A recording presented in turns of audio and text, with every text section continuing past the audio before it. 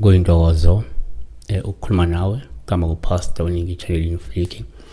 Siyacela inamba esizokuphela kusona ekseni ka-5 ntambama nakhona umuntu omlandi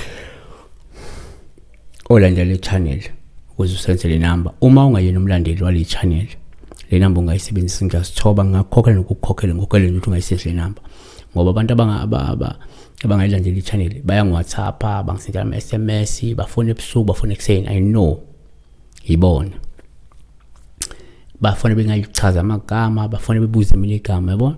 So please, if awuyena umlandeli we-channel sikhuluma umuntu ubuka ama-video ethu at least 80% wama-video or 70% wama-video ezofaka on daily basis. So sibhekela uNtombi enhle Mchunu 5237 uthi wasawubona pastor, ngicela ukubuza la, uma ngiphupha kumalume wami ongasekho ngika uMyaba wenkuni. She dreamt of her late uncle giving her some firewood, yabo.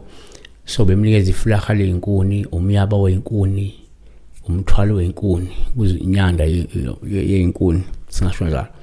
So number 1, ngokujwayelekile la, uma umuntu ongasekho ungaba uPaul nje ukunikeza iyinkuni osuke likhomba ukuthi ngenzeka umufi uyadinga ukuthi nisukume nimenzele mhlawumbe umsebenzi wesinto, nimenzele mhlawumbe into esithebe nomunye ngathi into ewugqoko noma into ewumsebenzi kodwa, yabona.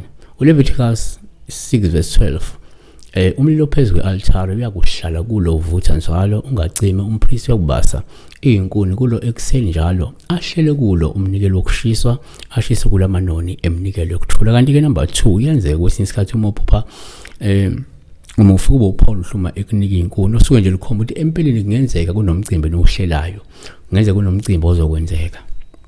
uGenesis 22:7 u-Isaka wathi kwa-Abrahama uyise, baba, wathi-ke yena, ngilapha ndodana yami. Wayesethi, bheka nanku umlilo neyinkuni, kepha iphi imvano yomnikelo eza kushiswa na?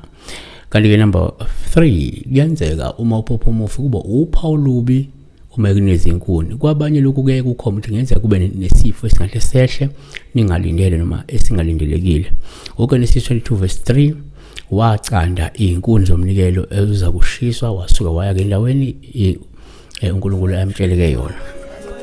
Siyabonga kakhulu besibheka la ngokubona uMyaba weyinkuni, ukunikeza uMyaba weyinkuni umuntu ongasekho.